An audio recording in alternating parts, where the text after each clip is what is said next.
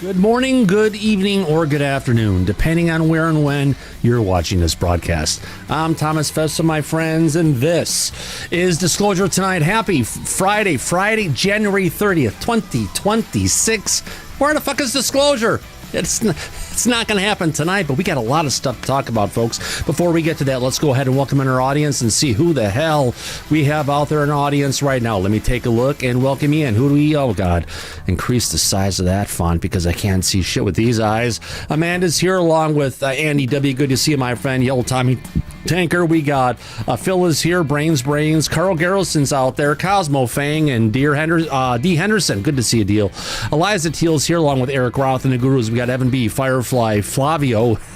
Eduardo is here. Good to see you. Galactic Family Podcast is in the audience, along with Geraldine Durazio, Jake Not from State Farm, Jeff.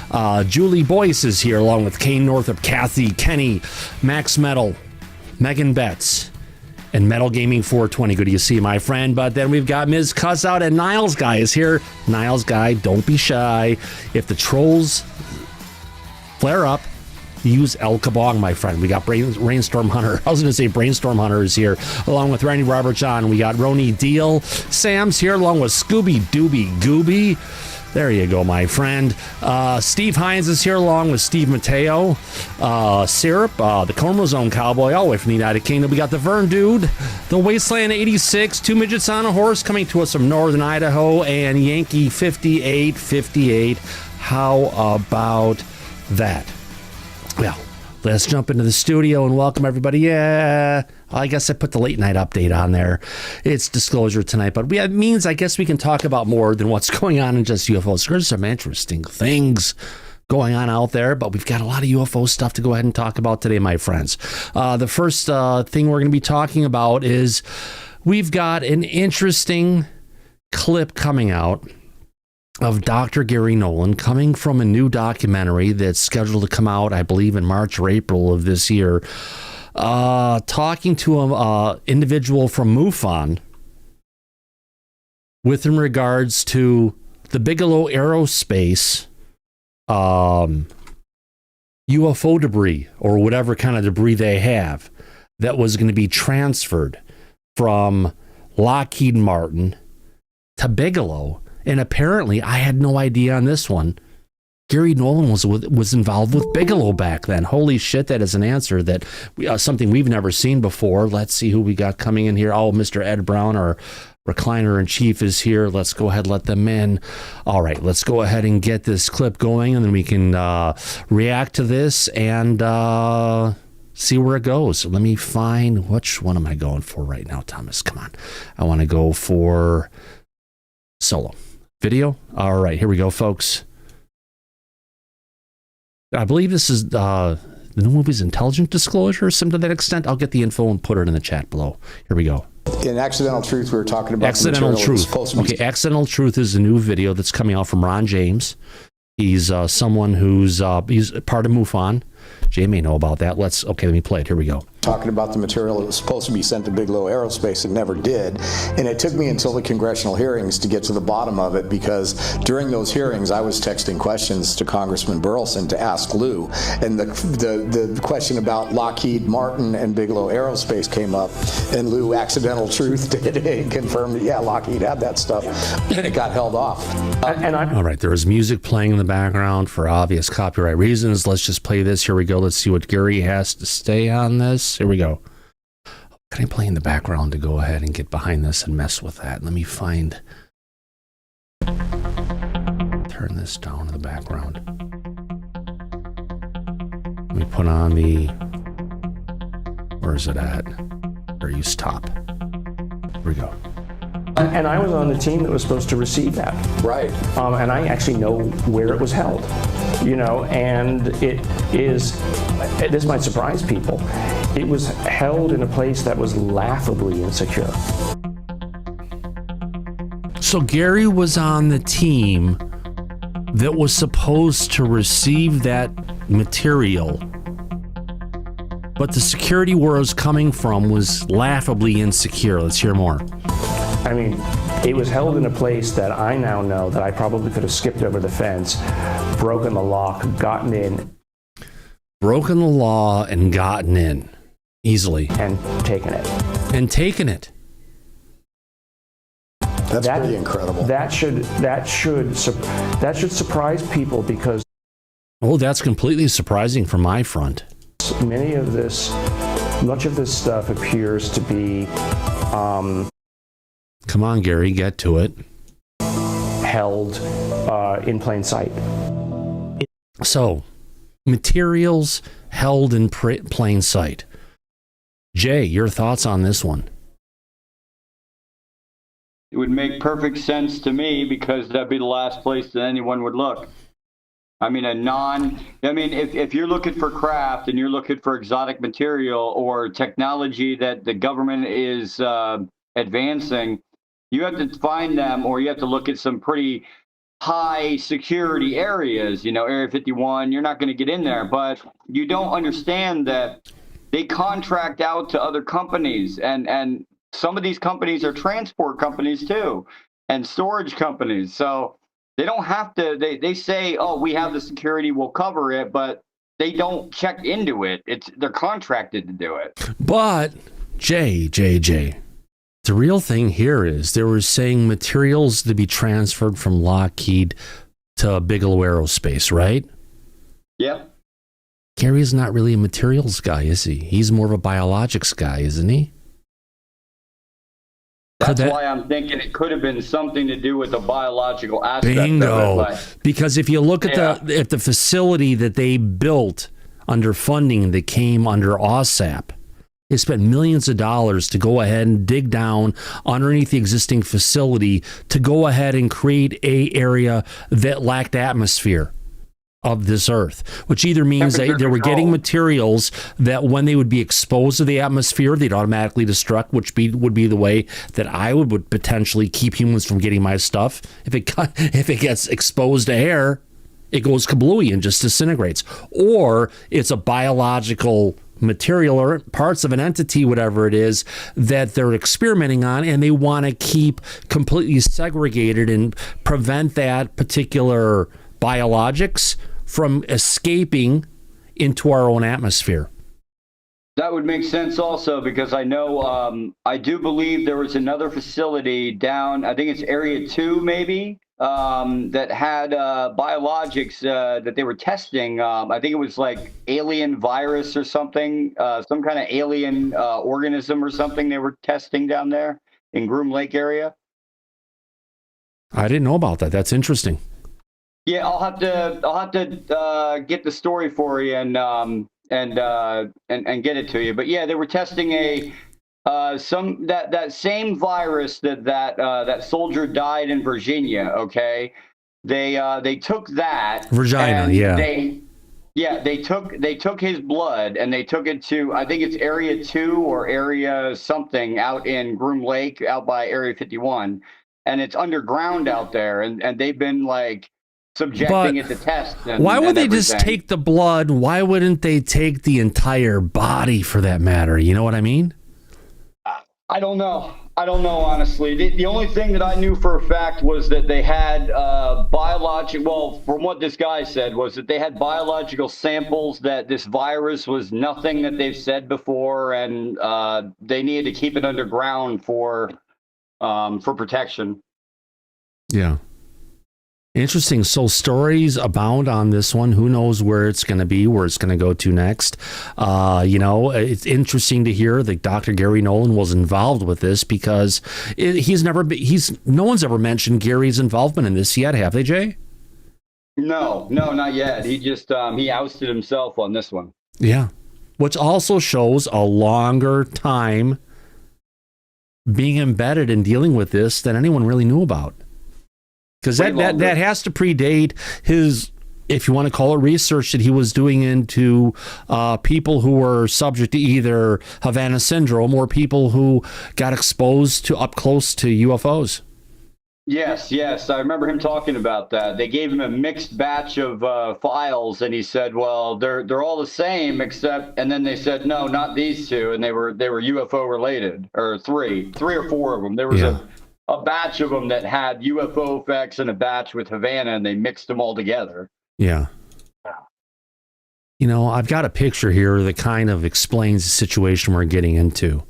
Let me get this up here, see if I can find this. Here we go. The Cat and What the Fuck Is That by Dr. Seuss. That's perfect title. Oh, it is, because what the fuck are they talking about? We all know, but a lot of people out there don't necessarily know what's going on. And talking about that in that particular aspect, there was I need to find this really quick. Oh, come on. I need to get the name so I get it right. Come on. Do you know me here? Go to your channel. Let's get to this so I can get to the description for today's show. Come on. I don't want to hear myself talk. No. Where is it at? All right. So we are talking about Jillian Michaels, who used to be a fitness influencer on YouTube. She's got a huge audience, right?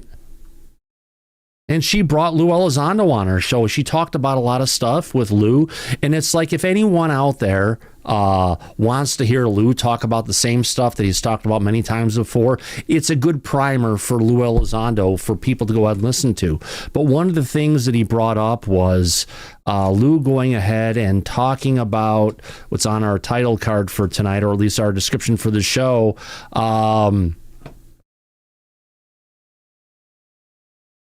Well, apparently I don't have that one. I have it. Just give me a second, folks. I don't want to hear myself talk. No. Where is it at? No. All right. Is it paused? I just unpaused it. God damn it. Let's get to this. I've got a video clip here. Let me find back to X. I've got a clip here of Lue Elizondo talking from that podcast relative to wormholes and such. How UFO and UAP and alien disclosure could shake up religions and our belief of God.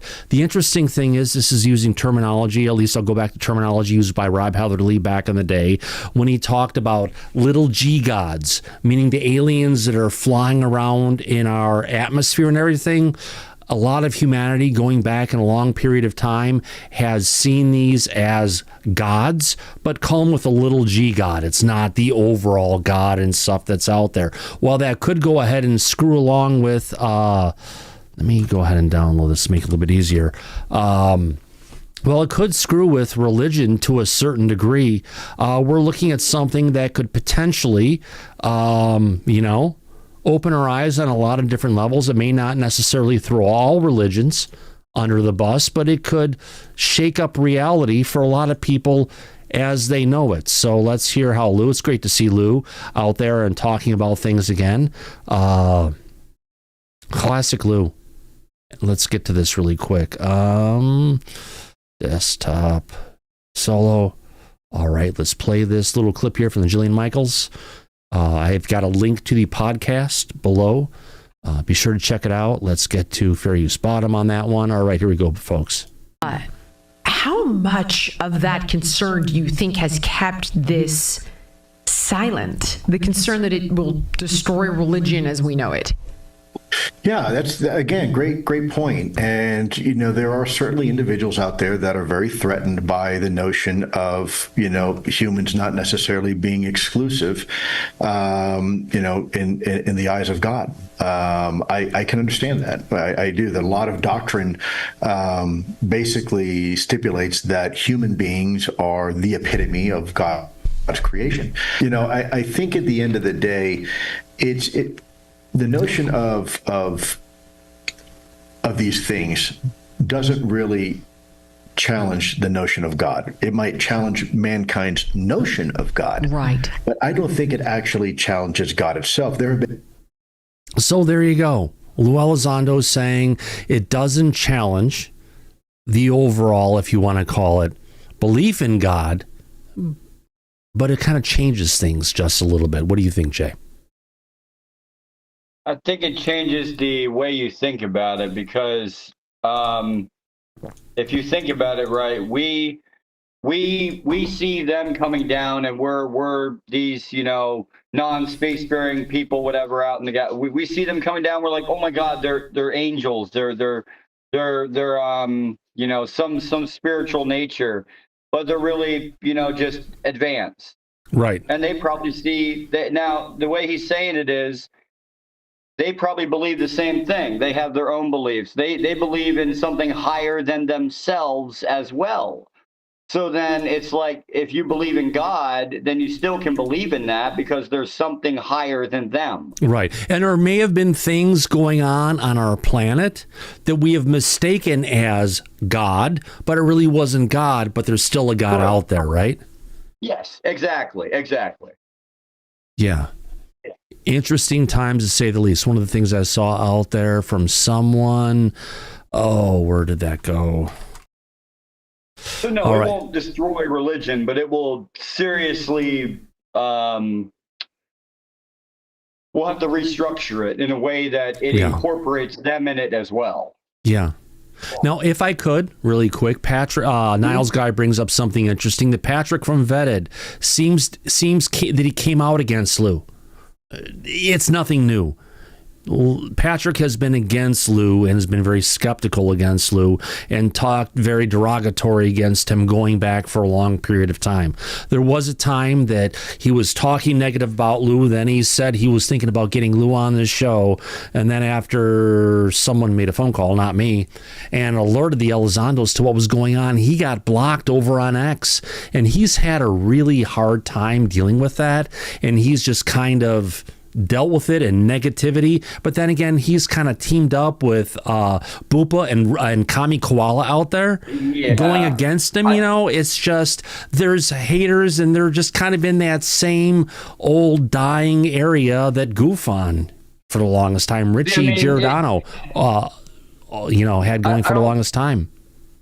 I don't think we should be at each other's throats like this. Okay, yes, yes, Lue is human, just like everyone else. He really quick, up, Jay. You know what I mean? Are doctors perfect? No, hell no. Because doctors don't perfect medicine. They're human and they practice medicine. Nobody is perfect. Everybody mistakes. Lue has made mistakes and he's owned all of his mistakes, right? It's only human. It's only human. Now with Vetted, with that podcast that you're about to pull up, I watched like 10 minutes of it and I had to shut it off. Yeah. I can actually say I've never watched one episode of Vetted. I couldn't. I tried. I tried because it was Lue. I did a long time ago. I've never watched one complete episode. Let's just say that. Yeah, I just wanted to hear what he said, and it was like 10 minutes, and I was like, no, I can't hear no more. This is just too much. Yeah. It's a mess out there, my friends, and it's just something we all try to deal with, getting through it and dealing with disclosure. Yeah. Let me get back to interview guest here where I'm at. Bring up our next clip for what we're talking about. Yeah, a lot of interesting stuff going on in disclosure, more than we would usually think, but thank God it actually is happening. I'm missing Daryl Zernick today. Daryl, where are you, my friends? You've got stuff for us to talk about, and yes, I forgot to call you during the week, but my problem on that one. All right, let's turn on the auto chat again. I've got some more stuff here to bring up. Where am I at? Where is Downey? Let's get into our next video. We've got,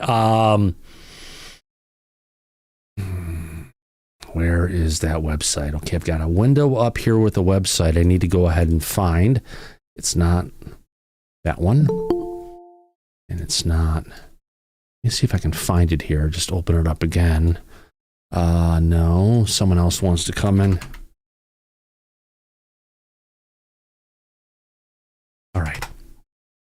Here we go.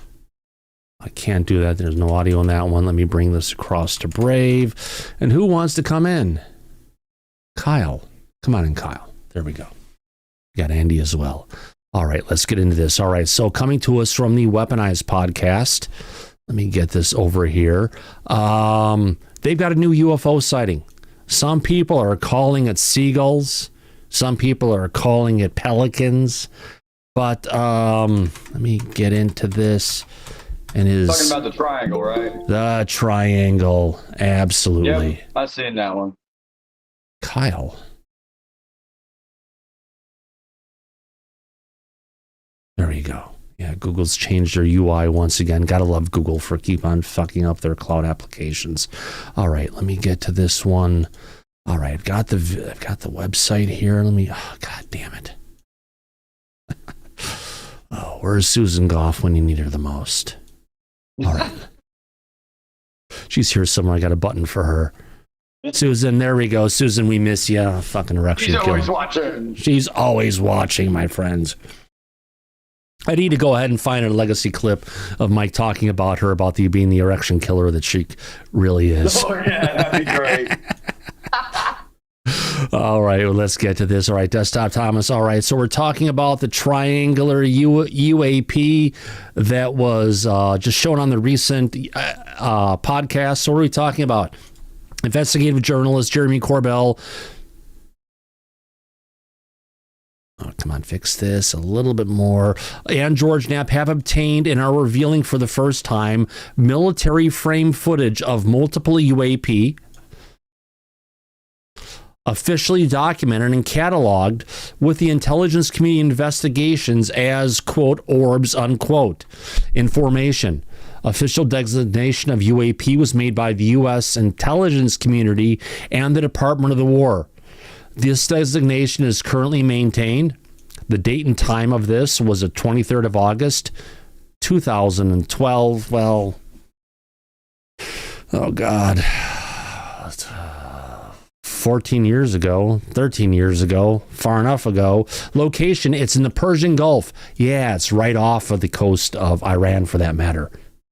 But where did I run from? Oh, let me fix this really quick. I notice your name isn't there, and this isn't here. Yeah, Google fucked with their interface one more time. Let's get to it. Image typing is thermographic, forward-looking infrared. It's FLIR. The platform is coming from an MQ-1 Predator drone with high confidence. So if we take a look of where it was taking place, it is off in the Persian Gulf. We can see out here, it's right off of the coast of Iran. Kind of across from Kuwait a little bit like that, but it's there you go. In relative to the other UAPs that we're seeing, the last one we had in this area was back over here in Yemen. And then we have Oman going on right over here next to it. So definitely within the Middle East for that matter. Let's get to this video clip. And I think I've got a downloaded version of it here somewhere. Bring up the external application, bring this up. Let's watch it a couple times and repeat and talk through it. So let me get down to here, bring this down a little bit, almost there. Okay, here we go, everybody.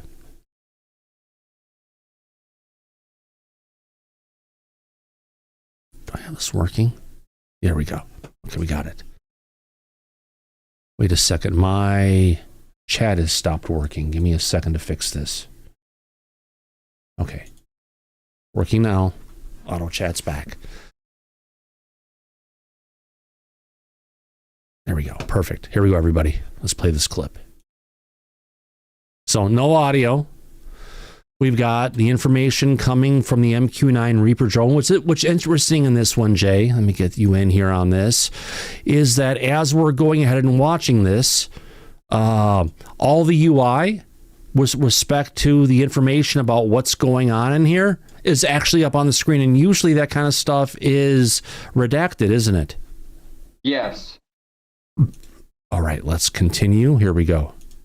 So we've got this craft. Good thing, though, you know why? Because you can, there's a target designation at the bottom there where it has the coordinates, so we can actually double check whether or not this is from that area. Right there's the coordinates right there. Yeah, 28 degrees, 23 and 22.2 north, and 50 degrees, 33 degrees, 48 dot something east. And I believe that aligns to exactly where they were showing it on the map here. 48.9 east. Yes. So let's play this. Here we go. So we've got an object moving along. I've got this running at half speed so we can go ahead and watch this thing. But, you know, initially it looks like we've got something on here with two objects. But as the video goes on, they're going to separate.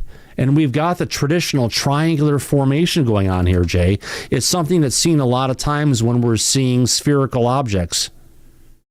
Yes, that and TR3B. Right, but it looks potentially these could be independent objects from that based on how they're moving. Independent, but yes. Yeah, wow. They stay in a triangular pattern, but they're not all triangle all the time. Right. But what's interesting that's going on, we're seeing them move relatively quickly vertically. Yeah. With respect to the actual drone itself. And we know the kind of drone they have is like a traditional plane, right? That moves along, so it's not like this thing can actually go up or down automatically. Yeah. Or in flight, for that matter. Well, it seems to be having the it has auto tracking on it, I believe. That auto on the other side is auto tracking it, or it's auto something it. What are you seeing the auto at? Auto CQ and auto IND. Something is auto, yes. Yeah, so it's automatically doing something with it. So it's auto IC and auto INQ. Yeah, it could be the sensor platform they're using on it. They're locked onto it. Yeah. Or it's the vision they're using for it, the infrared vision. I'm not sure.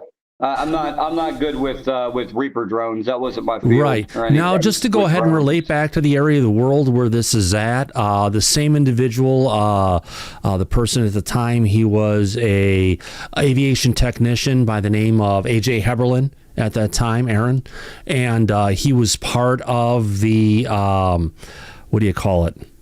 The observation planes that they had going into Nimitz. He was one of the people that actually interact and is on his plane. They interacted with the Tech at that time, the E-2 Hawkeyes. Now, that squadron was also in the Middle East, and he had said that on many times they also encountered UAP in the Middle East as well. So it's not to be unsuspected for that matter.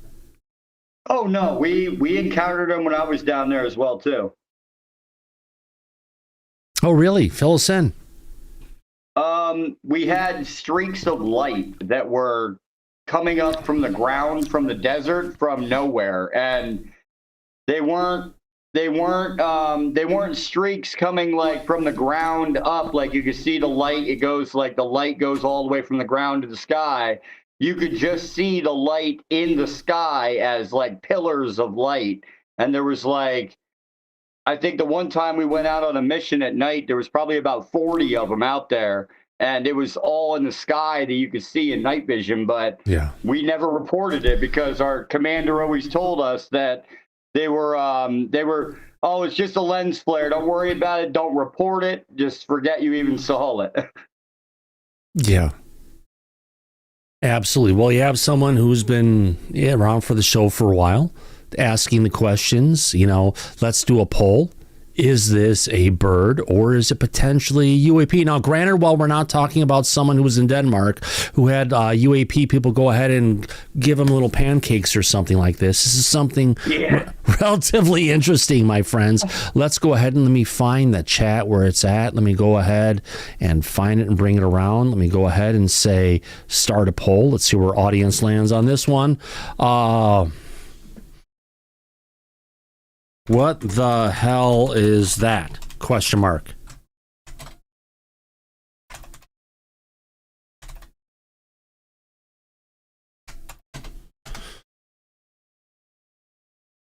What the hell is that?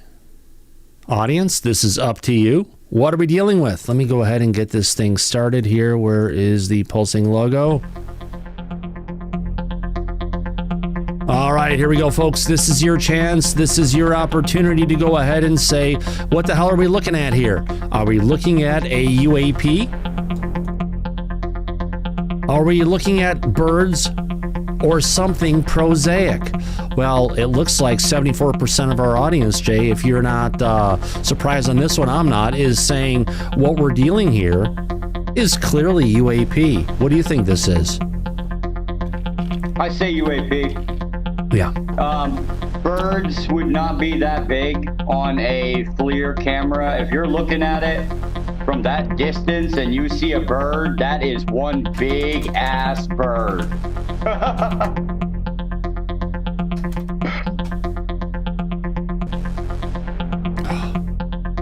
Well, then again, we're not dealing with videos coming from Billy Meyer.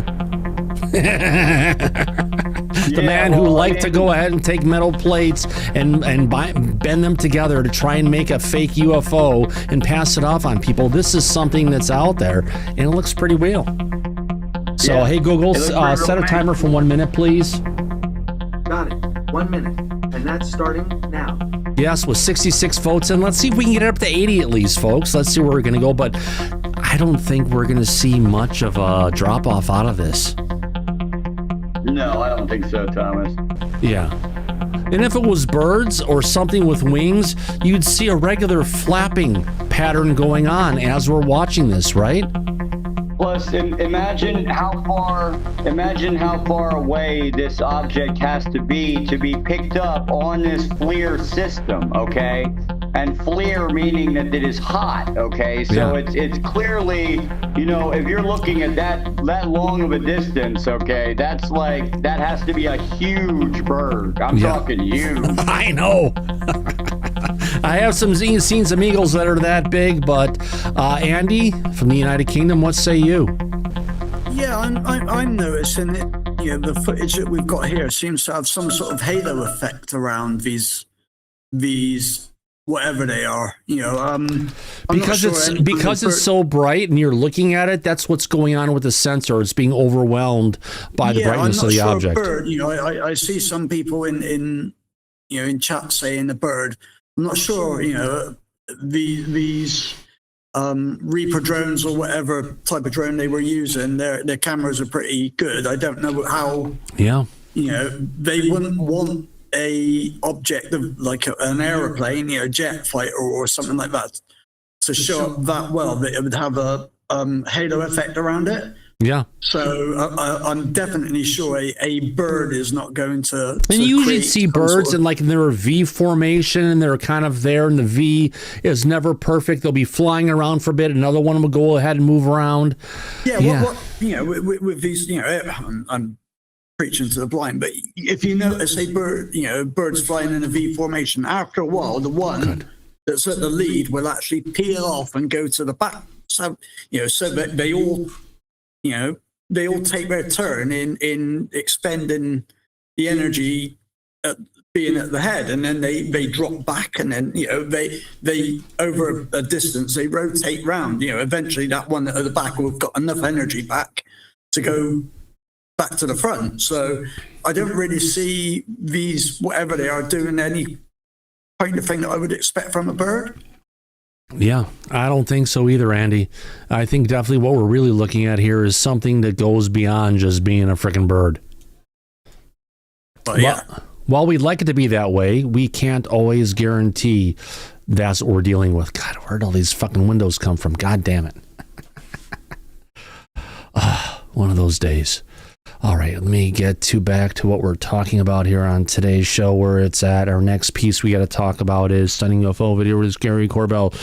We got that one. We got the BAAS Transfer. Oh, yeah. This one's interesting to say the least. The Artemis mission we have coming up. We've got, I believe it's going to be going up around February 6th or so is the date that they say it's going to happen. But we've got scientists out there, including some from NASA, it sounds like, are saying that the spaceship that was developed by Lockheed Martin is flawed and it's dangerous and it's going to risk the safety of the astronauts. Now, we know we saw this the last time when the unmanned flight happened and the capsule came down and there were major problems going with the heat shield on the bottom. Instead of going and, if you want to call it, deflecting heat, it was keeping it and blowing apart parts of that particular heat shield. Now, while they've changed the input trajectory to try to deal with it, they've made no changes to the craft, which has left a bunch of scientists very concerned about the situation, to say the absolute least. Let me see if I can find this video here. Let me get to this one, open external app. Let's go ahead and play this. It's coming to us from ABC News. It's a great story. Let's go ahead and get to this one next, and then we'll talk about it and see where it goes from here. All right, blow this up. All right, here we go, folks. Yes, use SpaceX, exactly. to an ABC News investigation into the mission back to the moon. NASA's Artemis 2 is set to send astronauts around the moon for the first time in more than 50 years. But now 2 former scientists at the space agency are sounding the alarm, and Elizabeth Schulze is back with this story. And there's been so much anticipation and excitement around this mission. Exactly, Rebecca. A lot of anticipation for this mission that will send astronauts to the moon's orbit. Tomorrow, NASA is scheduled to conduct a dress rehearsal for the Artemis 2 mission. Its official launch could happen as soon as February 6th. We spoke with 2 former longtime NASA engineers who are worried about the safety of the spacecraft, saying that it could put the astronauts' lives at risk. Well, here's the thing really quick as we get into this. 2 former NASA engineers raising their hands, Andy, about their concerns for this, and we get the same kind of stuff that NASA usually does, say it's not a problem. Concerning or not? Doing what we're doing is inherently exceedingly dangerous anyway. Oh, yeah. But if you had engineers saying your designs suck, you're really screwing something up here, you're going to cause a problem, people are ignoring them, sometimes it's better to say, rather than just saying it's not an issue, let's bring out the science and the math and show why it's not an issue. Let's get back to this. Here we go. It's a mission more than 5 decades in the making. NASA's Artemis 2 sending astronauts around the moon for the first time since Apollo 17 in 1972. I've never put a flag up in the moon before. But this morning, 2 veteran NASA scientists say they believe there are serious safety risks ahead of the mission's planned launch as soon as next month. In your view right now, is it safe for astronauts, humans, to go on this mission on Artemis 2? I would say no. Charlie Camarda is a former director of engineering at NASA and a retired astronaut who flew on the space shuttle. Daniel Rasky retired in December from the space agency after working as an engineer specializing in thermal heat systems for more than 30 years. Is this what you both expected to be doing, speaking out about in retirement? No. Their key concern centers on the Orion spacecraft's heat shield, a system designed to protect astronauts from the extreme heat when they re-enter the atmosphere. They say the heat shield uses a material from the 1960s that cracked during the uncrewed Artemis 1 test flight in 2022, a finding highlighted in a 2024 publicly released report by NASA's Inspector General that was reviewed by Rasky. I have to say, from the data I've seen with regard to this heat shield, if I had to rate it A, B, C, D, I'd rate it an F. You'd rate it an F? It's an F. It's a clear F. A clear F, Jay. Cumming, what do you say, my friend? I know your hand is up on this one. I will tell you something. I had Dr. Gregory Rogers, NASA scientist, who argued over maintenance on the shuttles right before, about 2 years before the Discovery crash, and he was in NASA screaming about maintenance on these craft all the time. Dr. Gregory Rogers is a good one to have on here too to talk about this. He talked about kits to go up into space so that when they got out, they could repair it, and then they could use it to come back down. But they never got around to the kits, and then Discovery happened, and then they started saying, "Oh, we need them now." Yeah. And he was like, "Well, you waited until something happened, and now you need them." Right. Reminds you back in the day, remember the Challenger disaster? Yes. A guy who I played Dungeons and Dragons with, he was much older than I back in the day. He was actually worked for Teledyne, who made the O-ring seals for the tanks. And they actually knew about the problem ahead of time, but they were told to keep their mouths shut. Oh, it'll last. Don't worry about it. We're only going to use it one more time. Oh, it never gets that cold. Don't worry about it. Yeah, until it does. But yeah, he talked about this, Dr. Gregory Rogers, about having kits into space, maintenance kits, so that they can repair it, and then they can come back down and they wouldn't have a problem. Right. Like they thought that thing, the area where the tiles were missing, it's okay. It's not going to get too hot on reentry. They're not going to break up. Yeah. Yeah. He was just on Coast to Coast, Dr. Gregory Rogers with the on the Challenger. Challenger. Remember the day that they had passed away that day. He was on with them. Yeah. Exactly. Crazy stuff, my friend, as we all look at the stuff that's happened in the past. Now, the biggest problem with the Artemis mission, I'll point this out right now. There's like 4 different contractors who are put together to make this thing work. Oh, so they're not talking to each other. Got it. So there's the problem. Everyone's designing in their own little silo of what's going on. They expect all their bits to come together. It's not like they're putting stuff together like SpaceX and trying to blow the shit up on purpose multiple times to quickly learn about what to do and what not to do, right? But I thought we learned our lesson when we sent an unmanned probe to Mars, and it was like a $10 billion satellite, and we had U.S. calculations on one end and European calculations on the other end, and the computer didn't know what to do, and it melted in the atmosphere of Mars. It didn't make it. $10 billion. Oh, absolutely. I'm trying to find where my window went. Oh, let's get this back here. Yeah, it's craziness what's going on. Let's go ahead and continue on with this video for audience. Here we go, folks. Yeah, but they don't talk to each other. Yeah, they don't. That's the biggest problem.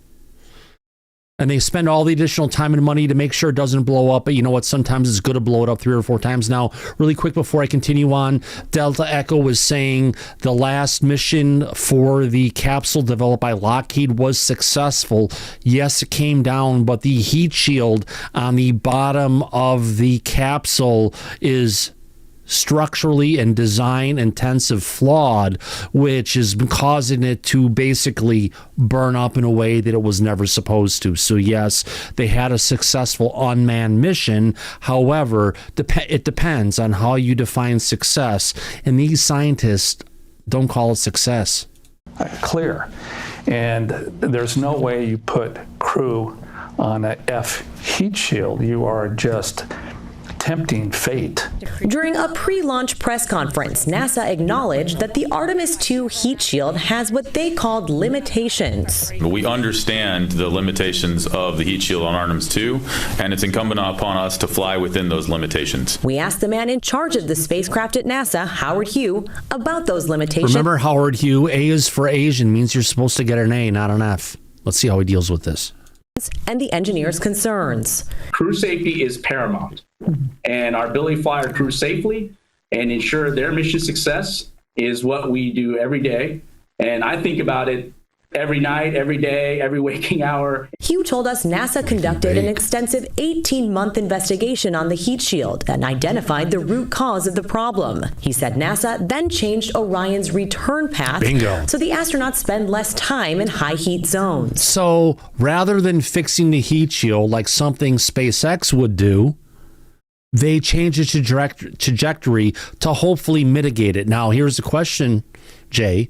Have they done any test flights to see if it's going to work? Most likely not. That's the problem. Not a snowball's chance in hell.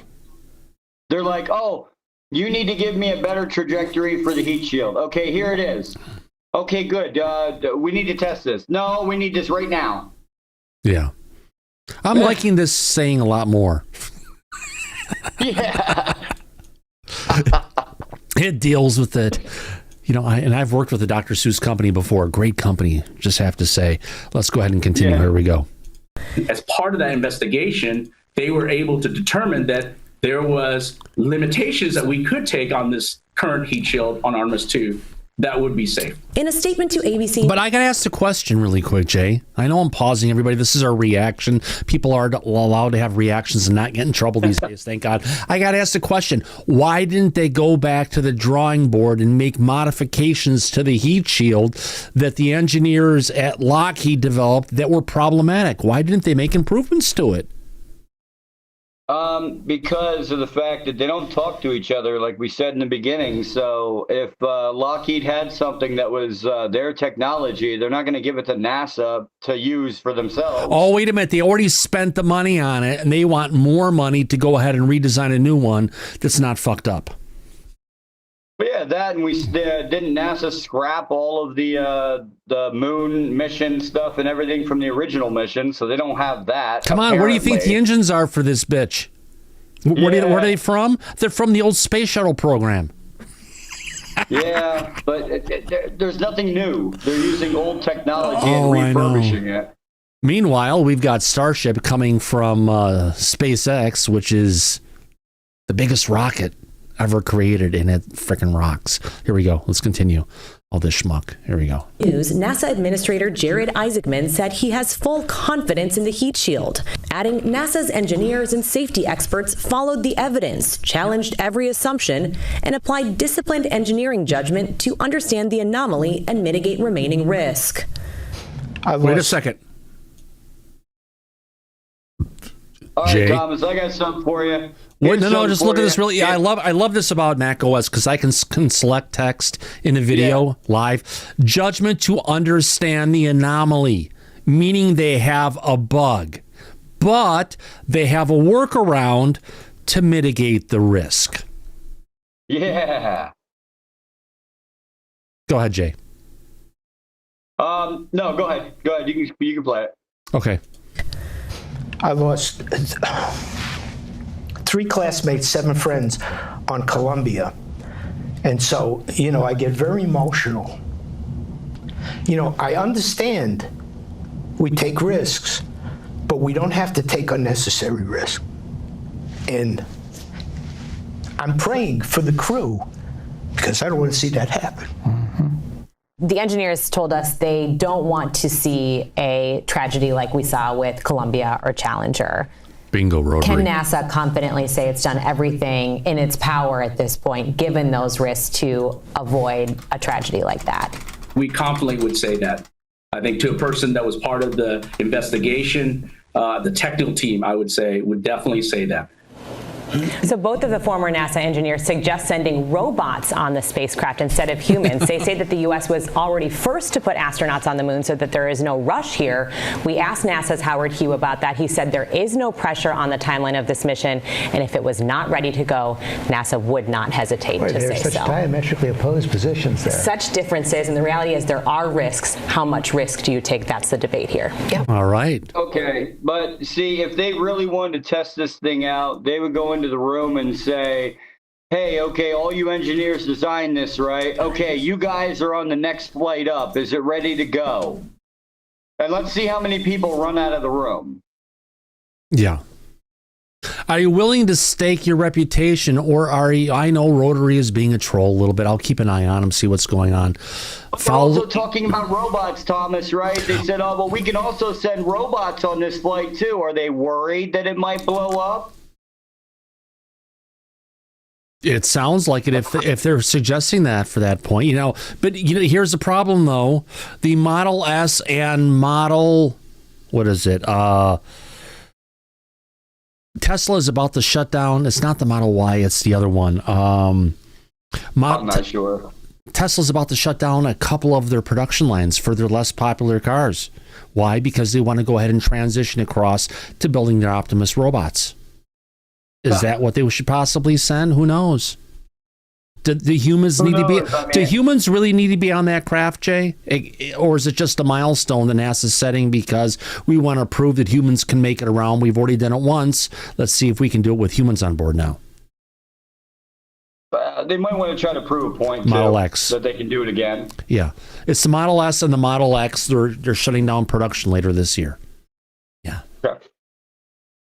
Interesting things, to say the least, about what's going on. Let's see what else I have out here in the land of UFO disclosure. Oh, where's that at? Get back to interview guest. Jay, I appreciate you being here today, my friend. You've got a podcast out there as well, don't you? Yeah, you actually mentioned me in the chat in the beginning. The Galactic Family Podcast. That's the one that I run. Nice. Any interviews coming up on your side? We've got one tomorrow is our anniversary edition. We've got how long have you been around? Tomorrow. What's that? How long have you been around for? This will be 1 year. Well, congratulations, my friend. Yeah, thank you. Thank you. I've been around for too many years to count now. Oh gosh. Way too many, right? Yeah, we've got let me see here. The road to first contact. Sullivan Roshan, founder and director of Alliance for Extraterrestrial Diplomatic Contact, and Dr. Harold Henning, PhD, MD, scientific director of the Scientists for Extraterrestrial Contact, coming on. Interesting. We just got to ask him, how does this do everything if we're on a zoo or we're on a farm? Do the non-human intelligence really need to interact with us on that level? Let me go ahead and get to a next That's clip. why I've got Sullivan coming on. He's going to talk about building the first ET embassy down in, in Africa somewhere. Yeah, nice. All right, I've got another clip here coming from the Jillian Michaels interview. Let me get to this one here, where Lue Elizondo tells Jillian Michaels that the Pentagon has exclusively studied engineering space-time and compares wormholes to black holes, and could potentially explain how some of this non-human intelligence comes into our reality. So let's get this one up here. Here we go, folks. Myself on there as well. All right, here I am. Let me move myself a little bit to the left. All right, here we go, folks. Let's play this clip of Lue talking with Jillian. Great interview. Again, I've got a link to this interview in the description for the show. If you haven't watched it, you want to see a good classic interview of Lue Elizondo talking with someone who's giving a lot of people the first time introduction to Lue and how he sees things. This is a really good one, folks. Here we go. It may be that the gravity itself is so severe in these localized regions, what we call black holes, that space and time actually folds in on itself. And that there are ways where you can traverse vast distances within our cosmos without really going very far at all. These concepts are called wormholes, and believe it or not, once again, your taxpayer dollars paid for extensive studies back in the 2011 timeframe at the Pentagon, at the CIA, and some renowned academic institutions that actually was very seriously considering the viability of wormholes and the ability to engineer, if you will, space and time. It may be interesting. Jay, have you heard about this before with regards to the Pentagon trying to recreate wormholes? Yes, it actually has come up, especially with like quantum tunneling, communication technology. Yeah. If you look at, I think Kyle can explain this better if he's in here. Kyle, you here, my friend? Quantum tunneling with communications on satellites with NASA. I think I saw Kyle join. He's verklempt. Okay, well, talks amongst ourselves. He brought up a document earlier that somebody FOIA'd, and it was pretty interesting because when he FOIA'd it, he wanted to know about the telescope up in space. And it came back and everything was redacted. Every page was redacted. It was all redacted. It all blacked out. And he's like, well, what did you give me? That was it. Like 6 pages of redactions. And it was mostly, he wanted to know the equipment that was on it, I believe. And they wouldn't let him know. But that's where they believe that the quantum tunneling device is for communications. They're starting to do something like that up there. Interesting to say the least, my friend. It's a shame Jay can't jump in, and I mean not Jay. It's a shame Kyle can't jump in and talk to us about this. Let's see what else we've got here. That's religion's part. All right, we got another clip here. This one's 2 minutes and 11 seconds. Coming in with Lue Elizondo talking about, is humanity alone in the vastness of space? Let's see where this conversation goes. Again, from the Jillian Michaels episode. We have that linked in the show below. Let's go ahead and put up, just to be safe, or you spot them. All right, here we go, folks. What does interdimensional even mean? Is that like some sort of suggestion that they're coming from another universe? What does that mean? The reality is, so I mentioned I live here in Wyoming, and you can come out on any particular night and gaze upon the heavens and see just a beautiful, beautiful night sky, completely unoccluded. Now, if you were to take technology like, I don't know, a radio telescope or an infrared telescope and point it at the same part of the sky that you were looking at with your naked eye, you would see a completely different reality. You would see large nebulas and Magellanic clouds and things in plasma that the human eye just simply can't perceive. In fact, if you look at the 5 fundamental ways in which we perceive the universe, which there's only 5, right? And if you can't touch it, taste it, hear it, smell it, etc., we have no idea it's there. But if you had, for example, let's go back to the bumblebee, right? If you had bumblebee vision and you were to look at a flower, you would see a completely different reality, because they view the universe in ultraviolet spectrum, beyond our ability to perceive, right? Or if you were a snake and you could see in thermal vision, you see heat, right? And perceive heat. The human eye it only picks up, now think about this, 0.0035% of the entire electromagnetic spectrum. In fact, most of the universe we cannot perceive. So what you're talking about here is there could be things on this planet that knowingly understand the limitations of the human visual spectrum, that are doing things to move around within our reality so we can't see it. Let's continue on. Here we go. Correctly. It lies beyond our ability. The hell did I do just with that? Oh, son of a bitch. Pretty much they'll be right next to you, walking right next to you, and you wouldn't even know it. Yeah, sorry about that. I clicked on something on accident. Here we go. Right, and perceive heat. Great point, Jay. Eye it only picks up, now think about this, 0.0035% of the entire electromagnetic spectrum. In fact, most of the universe we cannot perceive directly. It lies beyond our ability to directly perceive it. We need technology. And yet that is really where most of the universe lies, beyond our spectrums of visible light. They might lie in X-ray or gamma or radio or microwave or, all sorts of other areas. And so we are, we say interdimensional. It might not be something as exotic as another universe. It doesn't have to be. It can be part of this universe, part of this universe that we simply can't perceive.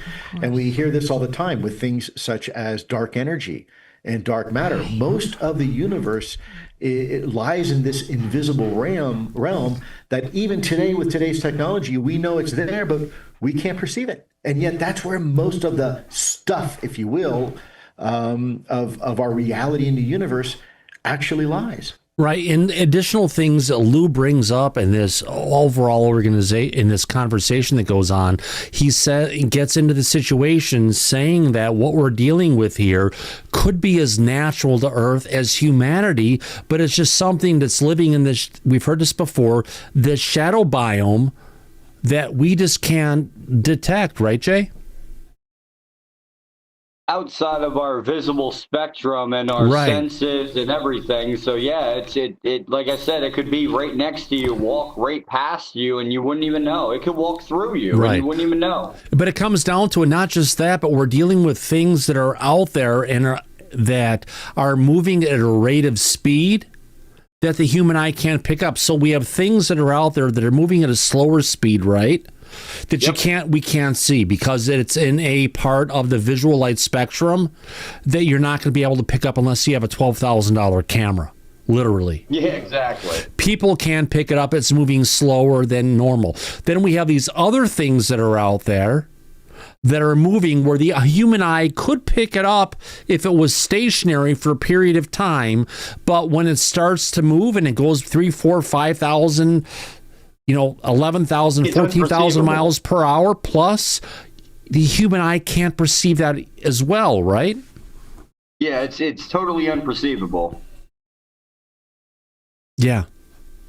It's so they know what the limitations are of humans, what we can see, what we can't see, what we can detect, what we can detect, and it's always a game that they're playing with us to try and keep everything out of the way. Well, it's like when the Tedesco brothers go out, they talk about these objects that play games with their equipment and stuff, and get into their system and change the settings and everything. Right, you right, have right. to do it manually, you know? Oh, exactly. It's one of those situations you just look at and just keep on trying to figure out what the hell it is that we're dealing with. Let me go ahead and try and find something here. Not this one where I'm at. I want to get to, oh God, what's the site everyone is betting on right now? My mind just blanked. Fuck. There's a site out there where everyone is oh God. Okay, audio. Yeah, Polymarket. That's right. Thank you. I want to go ahead now and search for UFO.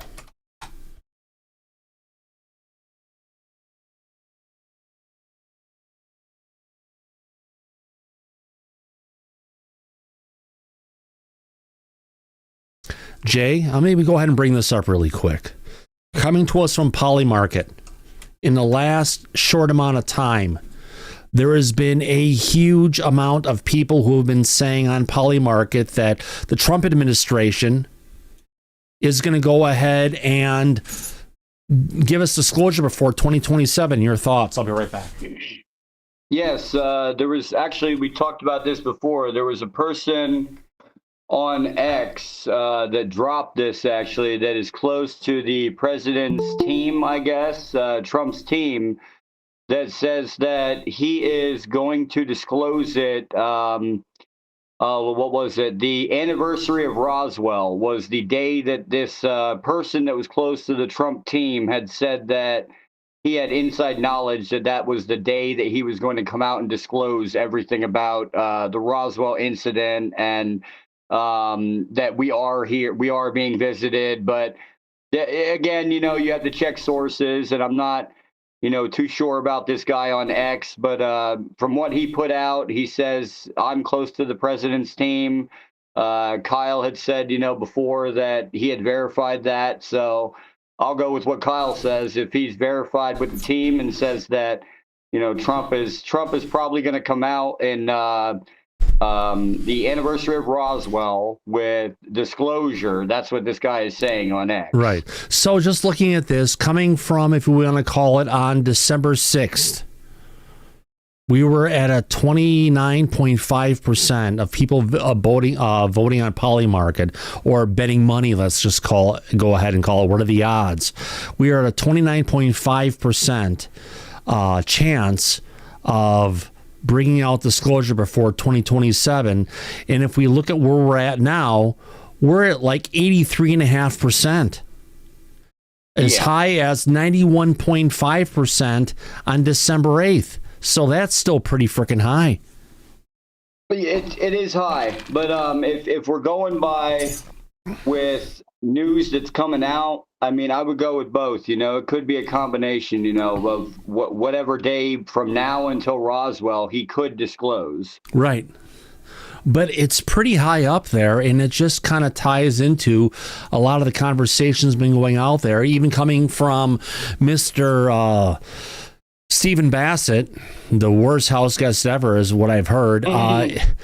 He's someone who's been going out there saying, we got disclosure in the next 6 months.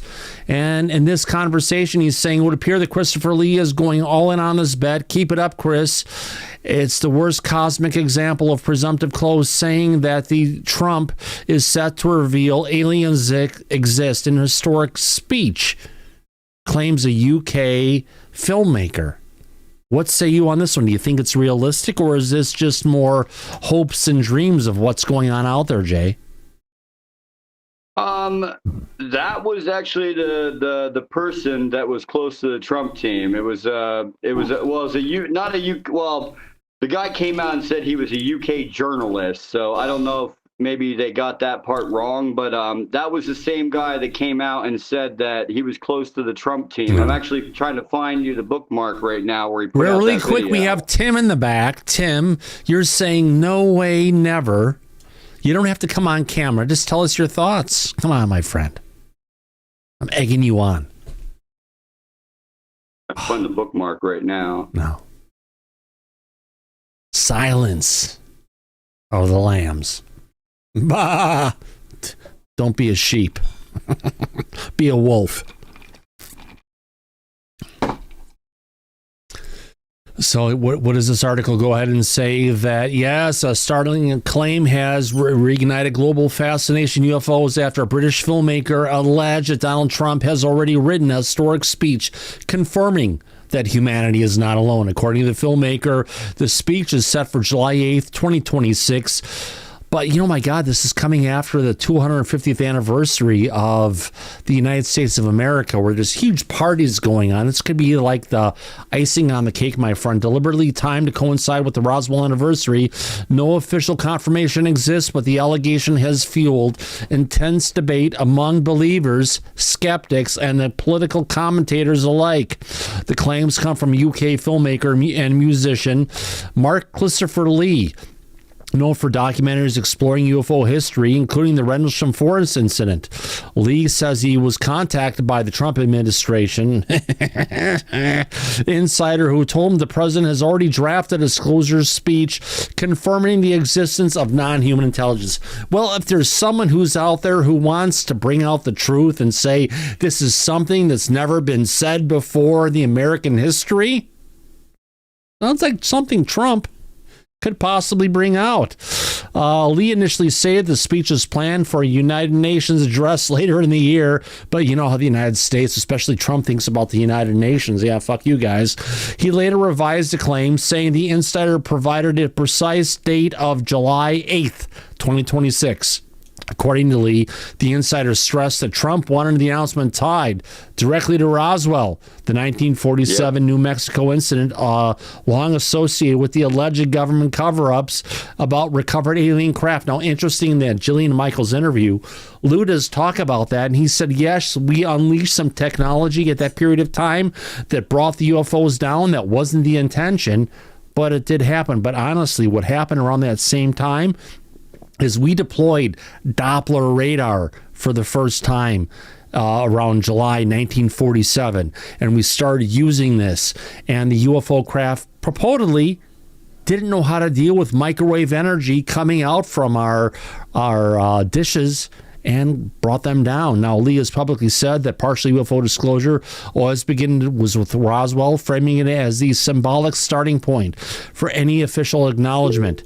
In his telling, the speech would allegedly confirm that the craft was recovered, occupants were found, and the secret programs have existed for decades. Now, I just saw that you just... Yeah, I posted that in that chat. That's the video from X of the person talking about, whatever his name is, talking about it, about the disclosure. Oh, Jesus Christ. I need to find out where that's at. Let me find this. Copy link. Address. Yeah, that's the one that I had. I went over that as well, too. I think yesterday or the day before. Gotcha, my friend. Let me bring this up. Real good one.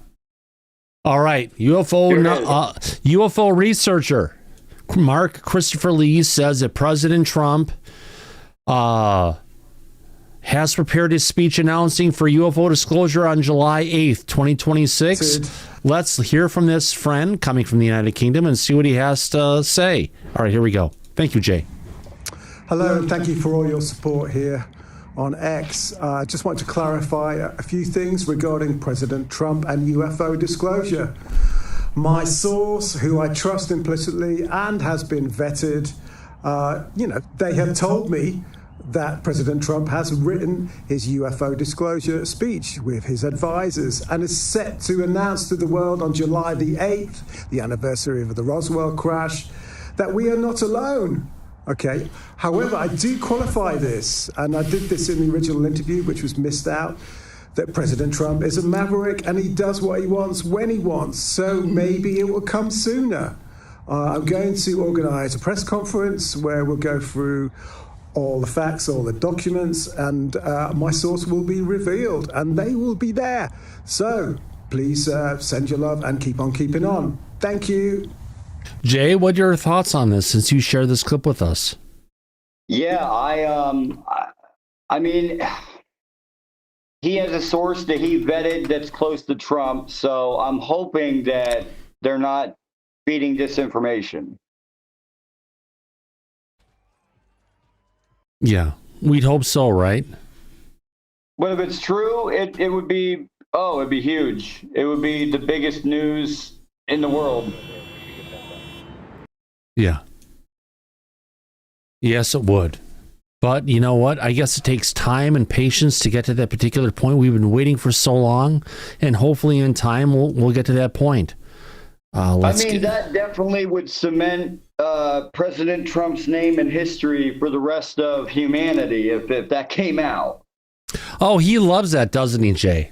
He loves the opportunity to go ahead and look and say, for the first time in humanity, I'm bringing this truth out. Oh, yeah. Yeah, one of those days, my friend. Let me go ahead and see what else I have here in my X bookmarks. Yeah, I rely on X for a lot of stuff. It's where the stuff happens, and there's a lot of shit that's going on. Let's see, we got the stuff on that one. We got that one.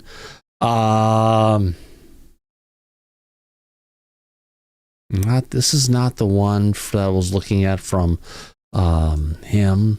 Let's get this one. Okay, so we've got a clip here coming from David Icke.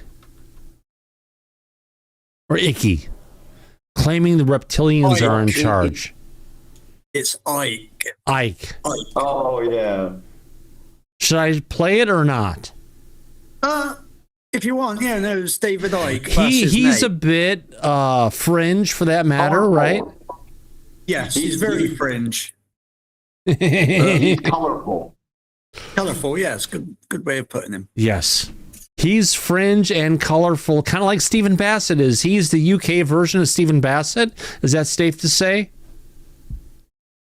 All right. Let's go ahead and play and see what David Icke has to say. Let me put up the fair use bottom. We've already got that going here, Andy. Andy, you're smiling, my friend. But you know what? A lot of people have said, oh, my God. But you know what? That's what we need. We need controversy. We need to have friend.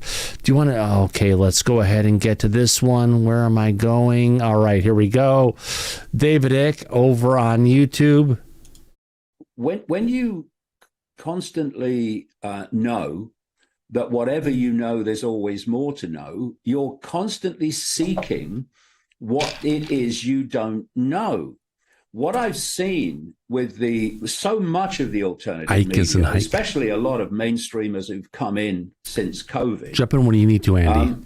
Is you get so far, and you go from your little myopic prison, seeing the world in a certain way, and you go, there's a conspiracy going on, and it's political, and it's corporate, and it's banking. Stop. God. And that's where so much of the alternative media is. It's become an eddy going round and round while the river of knowledge flows past it. And when you are constantly saying, with some humility, whatever I know, there's more to know, you're constantly seeking what it is you don't know. And the synchronicity of my life also has driven me deeper and deeper in the rabbit hole. So from the early 1990s, when I was putting this global cult structure together, which we can talk about, I then asked the question, first of all, when did this start then? Because it was obvious from the structure I'd put together that it wasn't 5 years ago or even 50 years ago. This goes back, way back. So you start charting it back, and you get pretty comfortably back to ancient Rome and Egypt and Babylon and Sumer and all these Middle Eastern regions from which the major religions came out of. And you then stuff from last night was really realize that people have been born, they've played a part in advancing this agenda, which is for the constant centralization of power. We were in tribes once, and the people in the tribe were deciding what happened in the tribe, and then loads of tribes were brought together to form a nation. Now a few people at the center of the nation are dictating to all the former tribes, and now we've got the European Union and these other groupings of countries whereby a tiny few people at the center are now dictating to whole vast regions of the world. And so this centralization of power has gone on and on. But people were being born, they were playing a part in advancing this agenda within this cult. The cult was expanding and expanding its reach until it was eventually global. And they were then dying, and other people would take over. So you were seeing this process.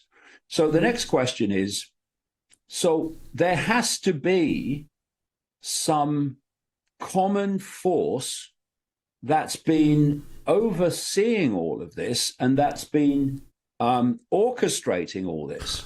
But Andy, seriously, if we're in a farm or a zoo, does any of this make sense? To be honest with you, my attention span is really, really short, and I don't listen to Mr. Ike very much. I don't listen to him at all. But I rambling on, as I saw somebody say in the chat. Don't know really. He's definitely on the fringe, and I don't know whether I subscribe to all of his. He's kind of where Stephen Bassett is, but from the UK perspective. Yeah, I'd probably say. Yeah.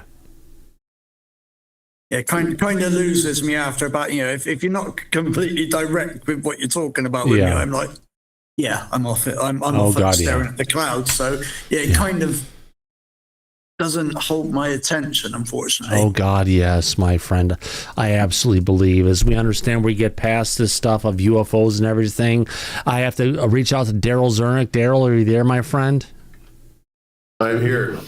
What are your thoughts on Don Lemon getting indicted today for going ahead and being part of the interruption of services at a church? Do you think he's guilty or is he innocent?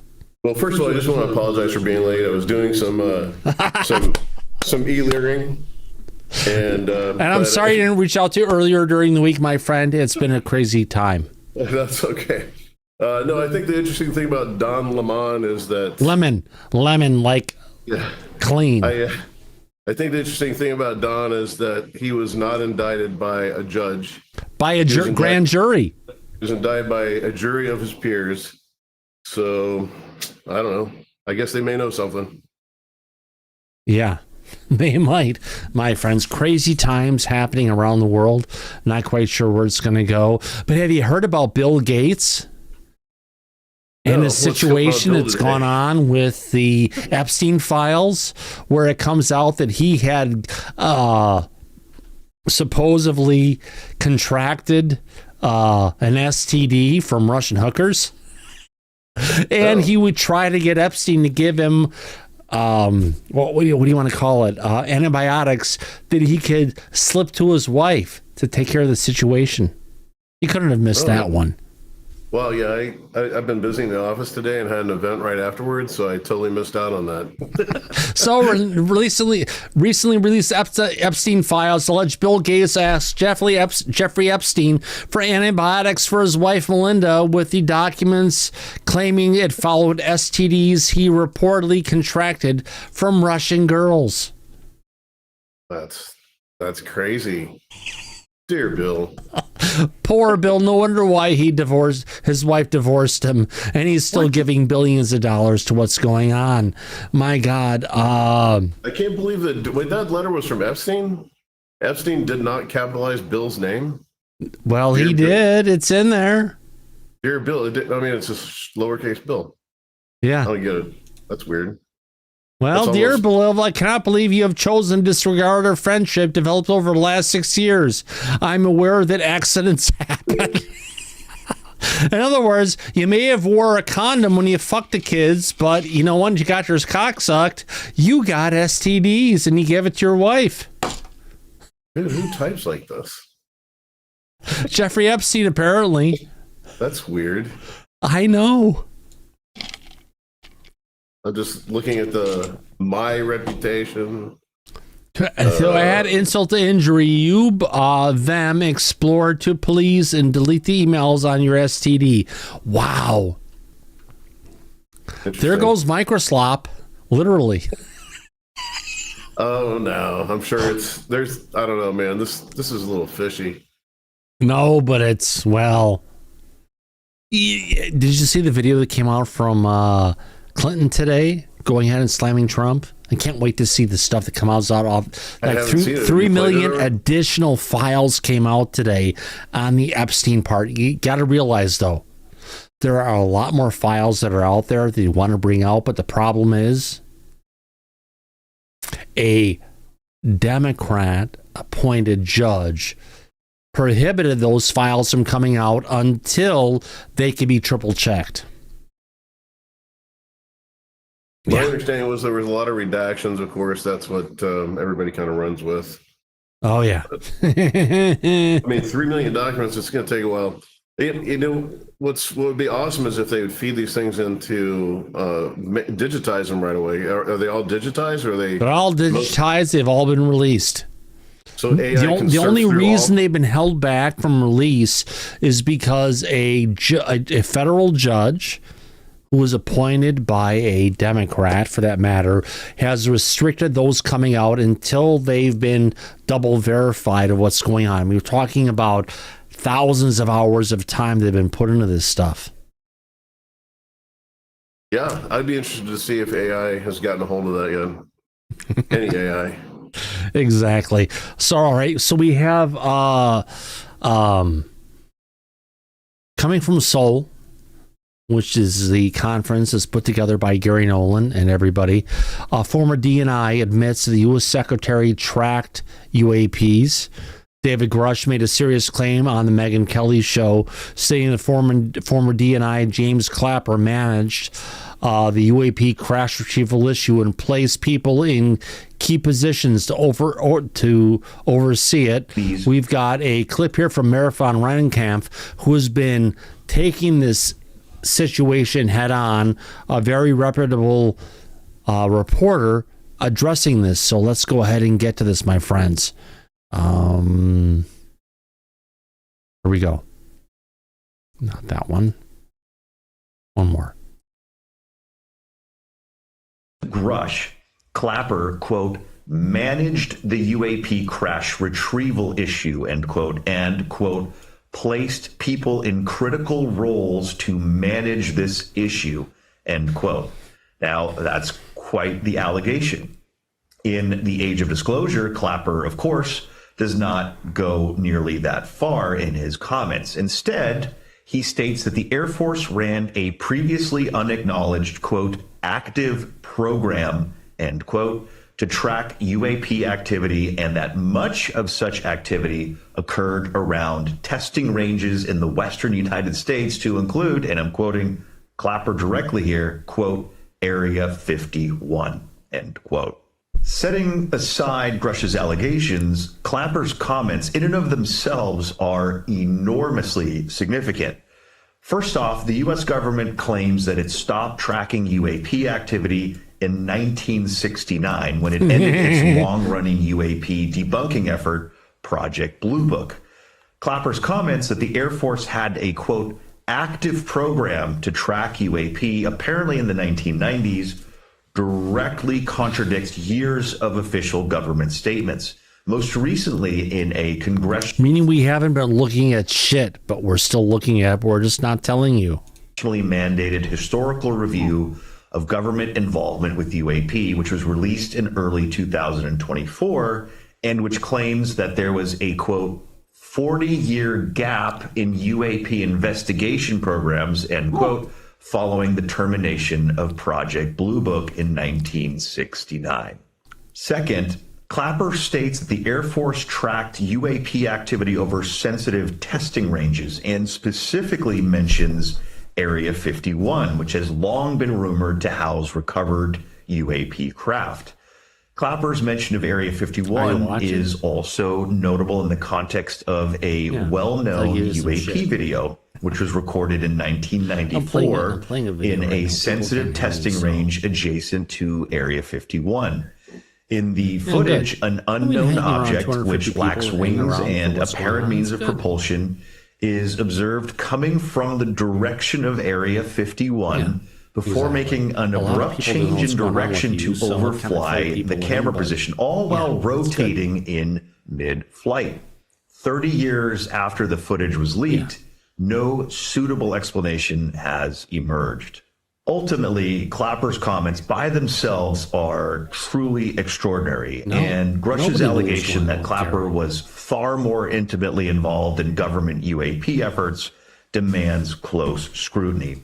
It is high time that the DC Press Corps asks pointed questions of administration and military officials on the UAP topic, and Clapper's eyebrow-raising statements in the age of disclosure are an excellent entry point.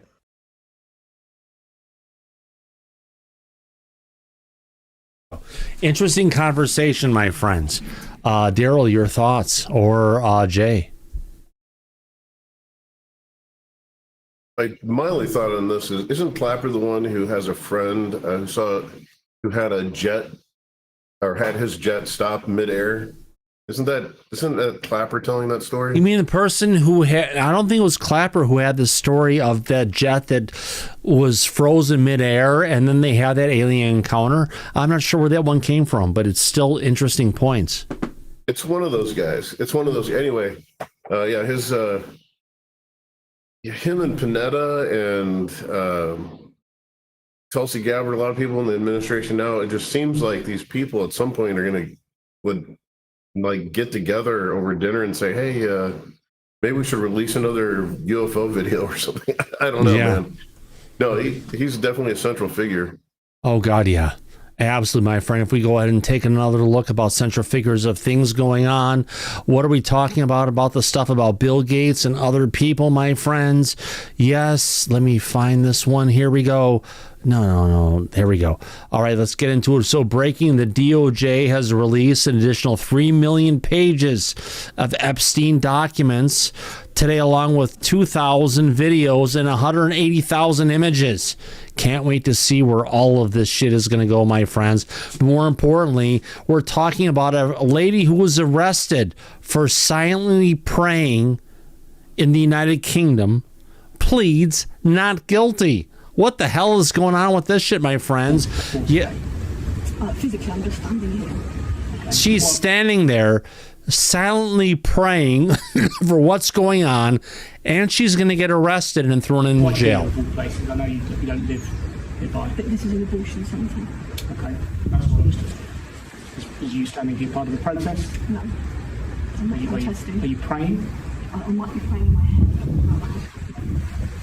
So I'll ask you once more, will you voluntarily come with us now to the police station for me to ask you some questions about today and other days where there are allegations that you've broken public spaces protection order? If I've got a choice, then no. Okay, well then you're under arrest on suspicion of failing to comply with the public spaces protection order, which is under the Antisocial Behaviour Crime and Policing Act 2014 for today. Holy shit, we've got a woman, Daryl, in the United Kingdom who's going and being arrested for silently praying outside of an abortion center, not saying anything, not doing anything, and getting hauled into the constables because she's silently praying to herself. Silently praying to herself in front of an abortion center? I'd be curious about Andy. Has there been issues with massive prayers affecting people's abortions or something? He may be afraid to answer that question. That's not that I know of. But if that was going on in the United States and someone was standing there silently praying in the United States, is that a problem? They're not saying anything to anybody. They're thinking in their head, but their thoughts are outlawed.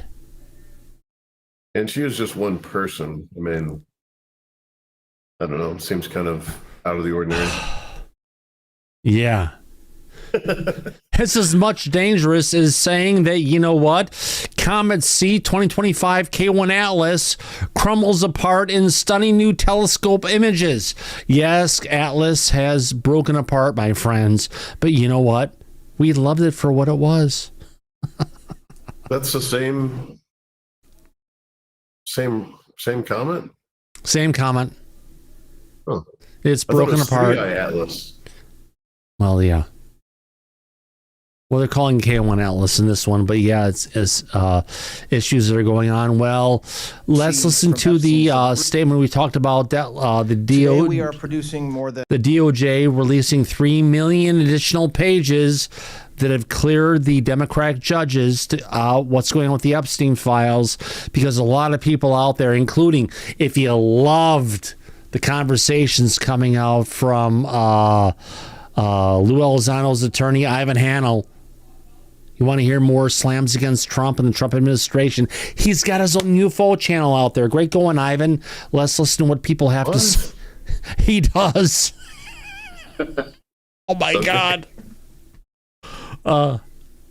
Today we are producing more than 3 million pages, including more than 2,000 videos So, yeah, I'm having fun. and 180,000 images. In total, that means the department produced approximately 3.5 million pages in compliance with the Act. Just a quick note about the videos and images. Yeah. The 2,000 videos and 180,000 images are not all videos and images taken by Mr. Epstein or someone around him. They include large quantities of commercial pornography and images that were seized from Epstein's devices. No, you're not. Which he did not take. Exactly. Someone around him did not take. Today we are producing more than images. Yeah, let me not jump back all on. videos Yeah. and images taken It's just by a shit situation, to say the absolute least. Let's see what else we have out here. Well, we have another first video view of, so after viewing a lot of 3i Atlas, I thought I should share something that a lot of many people haven't seen. So enjoy the first video of 3i Atlas that was caught by NASA's Punch back on October 27th through 31st, 2025, when it was at perihelion. So you know what? There it is. We've seen videos. A lot of stuff has been redacted for different things. But you know what, Daryl? They're still bringing out the truth. But you know what? It still doesn't change what it was, does it? You're muted, my friend. I said no. What the hell is it? It's an interstellar object, my friend. Oh, yeah. Just an interstellar. Like Elon Musk's Tesla that he launched is now an interstellar object. Exactly, my friend. Where else are we at? Oh my God. Let's get into it, Daryl. Don Lemon. What do you think about this one? Don Lemon could make his first court appearance as early as today, has now been arrested and taken into federal custody. Let's see that perp walk, my friend. With yes. an anti-ICE protest. You know, Don was involved in the invasion of a Christian worship service that was going on in Minneapolis, and he was there, part of it, with it. Do you think he should be prosecuted like people who were part of the January 6th and they went inside the Capitol? I don't know that's the same exact thing, but you certainly, I mean, the civil unrest is it's unacceptable. Yeah. You should be able to go to your church and, do your church things and not be fucking invaded by Don Lemon. Whatever you have to do to keep him out of my church, I'm all for that.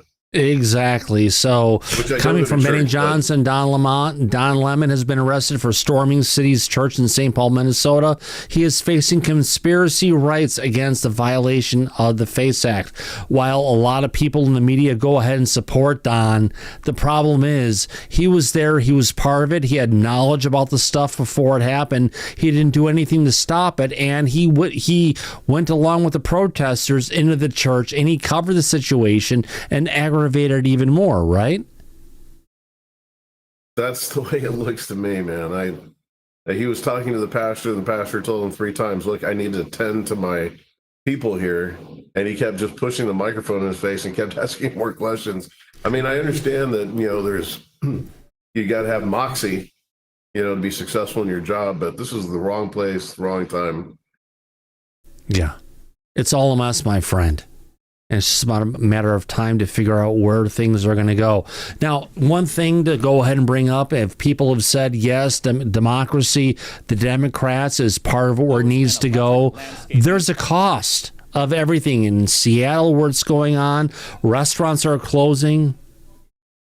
Grocery stores are closing, small businesses are closing, because the amount of proposed taxes that they're going to bring in are taking the small business owner and shutting them down, because they want to go ahead and use this as a revenue generating source for what's going on. Now, if we take a look at what's going on in Virginia, we've got a moderate Democrat of the new governor who brought in. She said she was a moderate Democrat, and it was a straight up lie. Let's go ahead and listen to this next clip of what's going on in Virginia about Virginia Democrats' proposed tax increases, and it's no worse than what's going on in Seattle. We have got a more than Democrat, more of a socialist or communist organization coming into play to go ahead and rule parts of the United States government. So let's get into this. All right, so let's bring this one up.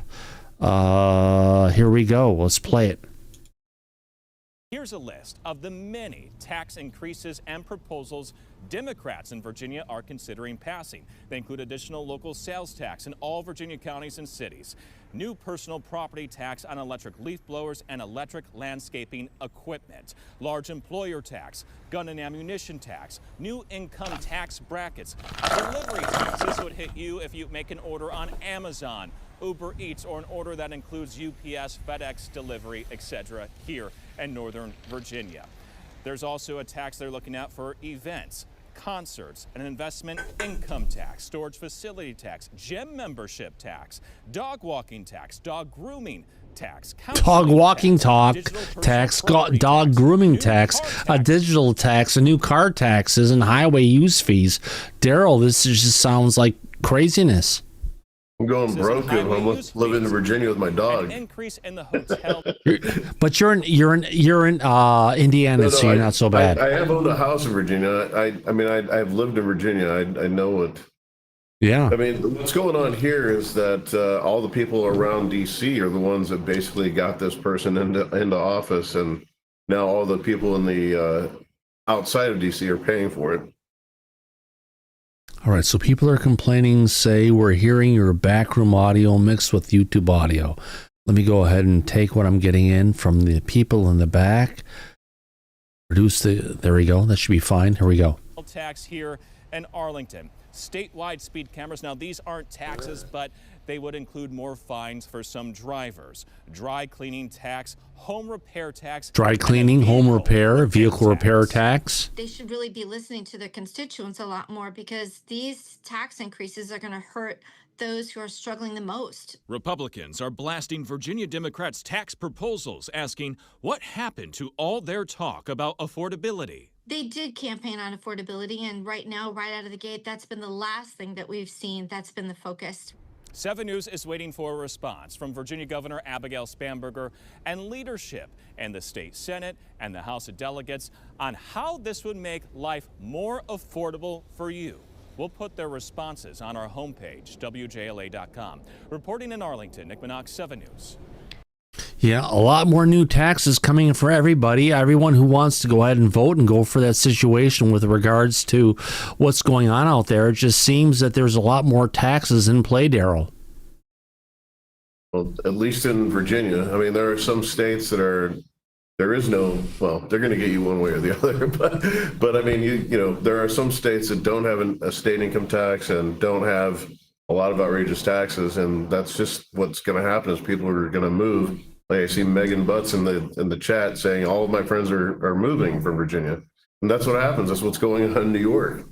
So I don't know how that works out in the end, but it doesn't sound very good for any of those places. It's a mess in the United States, and more importantly, it's a mess going on up in Canada, where Alberta is trying to go ahead and push for independence from the tyrannical leftist organizations that have been running Canada for the longest period of time. We have British Columbia Premier David Eby said that Alberta separatists meeting with officials from the Trump administration is tantamount to treason, meaning that they're looking and saying, hey, you know what, we're going to go independent, but hey, United States, let's make a deal. And that's what President Trump is all about, right, Daryl? It's about the deal. It's always about the deal with Trump, and it's Megan Betts. My apologies. I've been through this once before. My knuckles have been slapped by her, and my apologies again. Not a problem. Let's play this clip. Here we go, coming from the premier of British Columbia. I'd like to just take and pause a moment. I read an article last night in the Financial Times about a group of people from Alberta. I won't describe them as Albertans, who went to the White House seeking the assistance of the United States to break up our country. Now, I understand the desire to hold a referendum to talk about the issues you want to talk about in Canada. We got free speech, that's important. You should join the back as but to go to a foreign country bouncer again and to ask for assistance in breaking up Canada, there's an old-fashioned word for that, and that word is treason. Join the back as bouncer it is again. completely inappropriate to seek to weaken Canada, to seek to go and ask for assistance to break up this country from a foreign power. And with respect, a president who has not been particularly respectful of Canada's sovereignty. Put the phone down again. I'm going to be raising that issue at this table. I think that while we can respect the right of any Canadian to express themselves, to vote in a referendum, I think we need to draw the line at people seeking the assistance of foreign countries to break up this beautiful land of ours. There you go. So they're calling people who want to go ahead and cause this separation coming out of Canada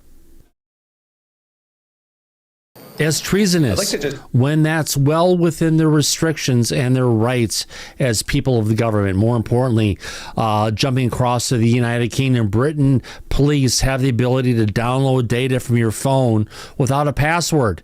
In the next stage of authoritarian hell, we are to endure. British police are proud to show just how easily they can see everything on your phone without login details. Privacy is gone.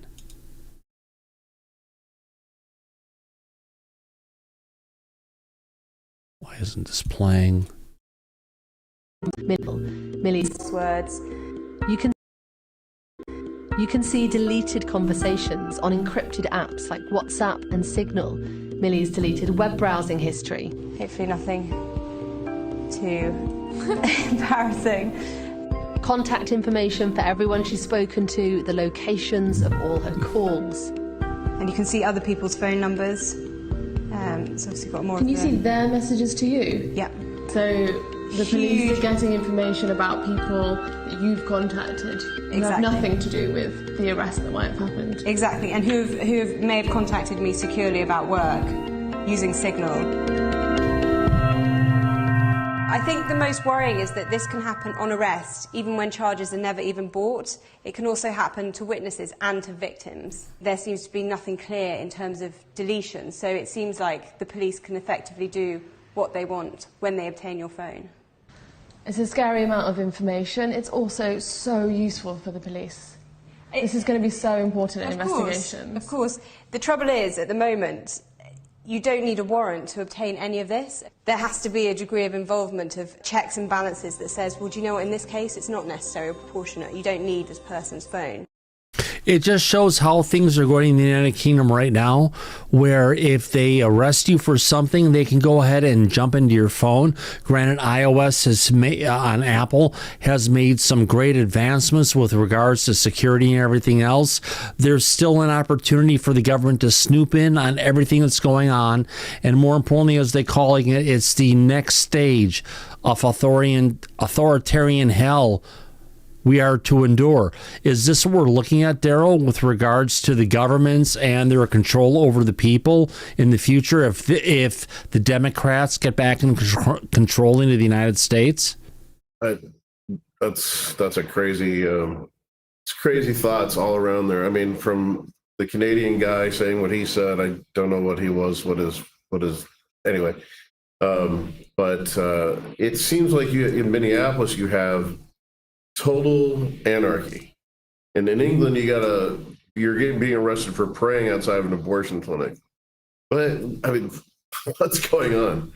It's like you're at two opposite ends of the spectrum. But one thing is for sure, there's midterms coming up. And what the blood in the water, in my opinion, the blood in the water that the world leaders smell is an impeachment of Trump if the Democrats get back in. And so anything that they can do to seem like there's chaos everywhere in the world and blame it on Trump, because Trump is Trump is a magnet for everything that's negative. He's the big bad orange guy, right? That everyone wants to go ahead and dump on. So if everything's negative in the world, it's Trump's fault, and Trump should be impeached, and the Democrats have more of an opportunity to get back into power, like you were saying. But I wish, this is the really sad part about this, is I wish Andy could tell us his thoughts on this, because what I'm curious about, and maybe Andy, you can answer it, is where do you think this is leading to in the UK? Is it mass protests? Is it just waiting till the next election? Is something bubbling up over there? I'm going to say it's probably waiting until the next election. There is a lot of animosity bubbling under the surface, but yeah, we still believe in the rule of, the fact that you have your right to vote, even though it seems a lot of these councils are negating that at the moment. So, they claim that it's because they're trying to amalgamate different services and, they're trying to push the, what's the word they use? Slipped my mind because of the time, but they're pushing, for government to be pushed locally more, not that it's all from London, it's all going to be devolution. That's the word. Knew it would come to me. So it's all being devoluted to our local councils rather than actually, the main government up in London. So, yeah, I don't believe that. I think now a lot of these politicians are very, very worried that they're going to lose their jobs.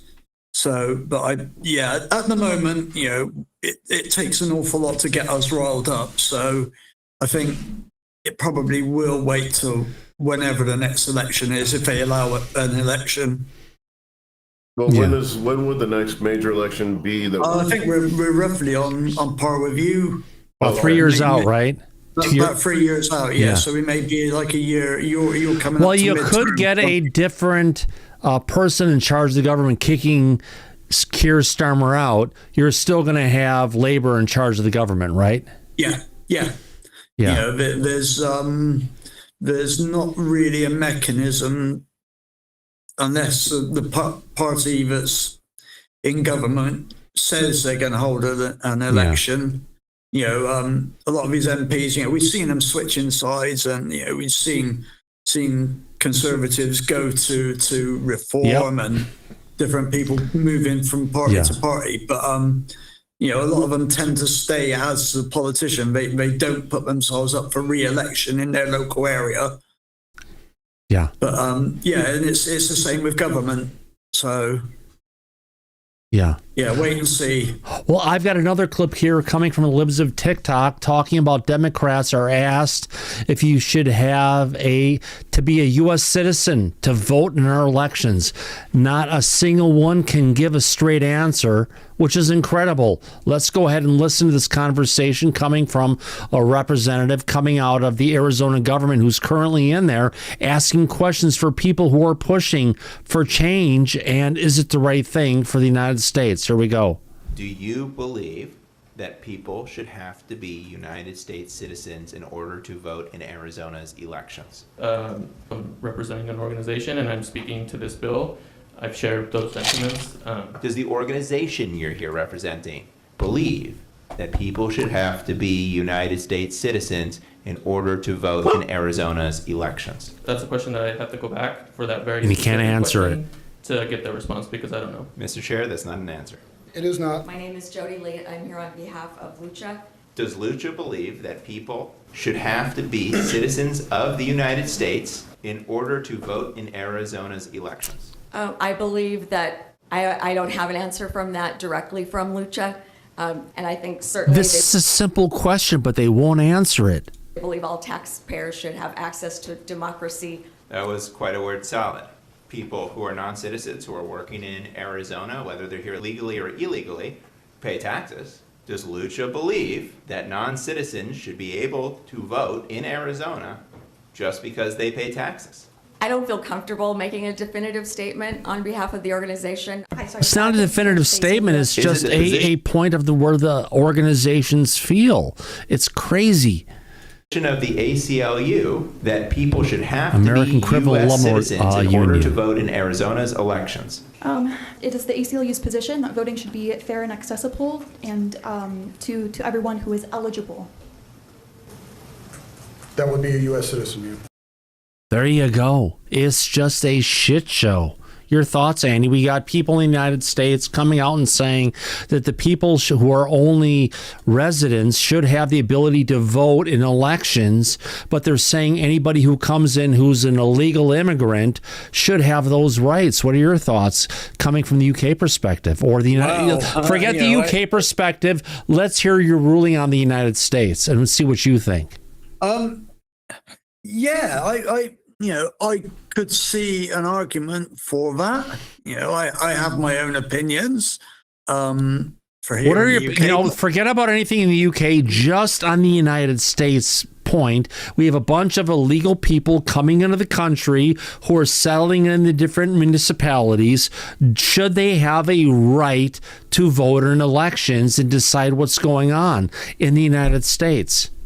To be totally honest, I don't believe so. No, if you've come in legally, then I don't have a problem with that. If you're a legal migrant into the country, into America, like Arnold Schwarzenegger, he was a legal migrant into the United States. He doesn't support illegal immigration, but he's a legal migrant. He went and he got his citizenship and everything else. And he became was it governor of California, wasn't it? He was, I know. Being if you're from and as a Republican governor of California, for that matter. Yeah, this is real simple. You can't go to Mexico and vote in their election. Yeah. No. You can't go to any country, Daryl, in the world and say, I live there illegally and I'm going to vote in your election. Yeah, it doesn't happen. No, it doesn't. Not in any other country. No, not even close. But let's arrest the person for praying in front of the abortion clinic. It's such a huge expanse of from one end to the other. It's insane. It's bullshit beyond belief, Daryl. Something's got to change. Oh, I know. I need to take a look at what else. Can I will just say something about that situation. Now, I don't really look at the news. Now, it may well be that she might have had a restraining order against her. So, but she is not allowed to go within a certain distance of this establishment or whatever establishment. So, if she's gone inside that area that she's not supposed to be in, then she is fair game for being arrested. 100%, Andy. I mean, we don't know what the full story is. We're just seeing a clip. Yeah, you see a clip. So you could be standing on there, just stood there like, I've got a headache or whatever. So that our police aren't going to arrest you for no valid reason. It doesn't happen. So I think there's actually more underlying on this case than we're actually seeing just by the clip. Yeah. Have to agree completely, Andy. It's one of those things we just look at, and it's obvious for anyone in the world, no matter where you live. Yeah. So, yeah. Yeah. Well, in other news, if you've been out there looking around, apparently there is a new variant of Nike SB Dunks lows. They're reportedly dropping at random Costco locations. If you get a chance, you can go ahead and pick up one of these shoes for a pair of these shoes for $134.99. But Andy, after people are picking them for this price, they're selling it on eBay for almost $500. I wish I could afford to buy one of them pairs for 100 whatever it is, 130 or whatever it is dollars, or even pounds, yeah. So I know they might drop here in the UK. Yeah, but if you always hear of this. I people jumping on the bandwagons of these things. So yeah, it's always the way somebody's out to make a quick buck. Oh, everyone's always out there to get to a quick buck. And if you bought a car in Washington State, and that car was $50,000, right? Which is an average car cost for a car in Washington. The first year you register the vehicle, you're going to be paying $847.75 for taxes in Washington to register that vehicle. 1, 2, 3, 4 years out from that, in 2029, you're still going to be paying $560.25 to go ahead and register that vehicle on your yearly tab. So it goes from $845 to $765 to $642 to $609 to $560. That's every single year you have to pay the price, but that's what local government needs. Crazy, isn't it, Andy? I'm just shocked that people pay $50,000 for a car. I bought a new but that's the average price of a car in the United States right now. It's crazy. Wow. Yeah. Wow. I bought a 2-year-old car last year, and it cost me, on a loan, £12,000. Yeah, I have a car that's almost 10 years old at this point, and I'm still paying over $350 for the yearly tab fees. That's crazy. I know. That's what you get for a Democrat majority government that's going in place for a long period of time. We had it before where this price would only be $35. But they put out legislation. They passed it. They put it by voters, and to go ahead and actually put out there for their sound transit expansion, they gave us this crazy pricing. So we could blame it on the government, Daryl, but it comes down to the people who voted this shit in. What does TABS stand for? I'm curious. It's a little sticker that you can go ahead and put on your license plate every single year. It's your license plate, your renewal. Yes. So they have a $300 cost for your tabs, but $550 added for the regional transportation authority. Mm-hmm. Yeah. That's a $50,000 car, $153.25 a year. And what's the other one? What is? Oh my God! You guys it's crazy. It's in King and Snohomish counties, which are the most populated parts of Seattle or the Washington State, where these high taxes go into play. But it's crazy of how much they charge. Yeah, no kidding. They have the tab fee everywhere else, but the RTA fee is exclusive to King and Snohomish County. It's crazy. All right, what else do we have? Anything else? We got that one. We got that one. We got that one. We got Don Lemon. We've got that one on that note. I think we about covered everything tonight, Daryl. How about that? That's pretty amazing, especially since I got here only like 40 minutes ago. Oh, I know, my friends. Crazy times for crazy events that are going on. Where am I going to interview guests? And then I want to thank everybody for coming out to this episode of Disclosure tonight. It's been one hell of a great time. Do we get any super chats? No super chats, that's fine. We're a fan fun program. We appreciate everybody's love and support for what we do here on a regular basis. And then I want to thank everybody for coming out. Great audience, great panel in the back. And as we usually say at the end of every episode of Disclosure tonight, eyes open, no fear, be safe, everybody. And we'll catch you on the flip side. And everybody, see you soon. Take care. Bye-bye.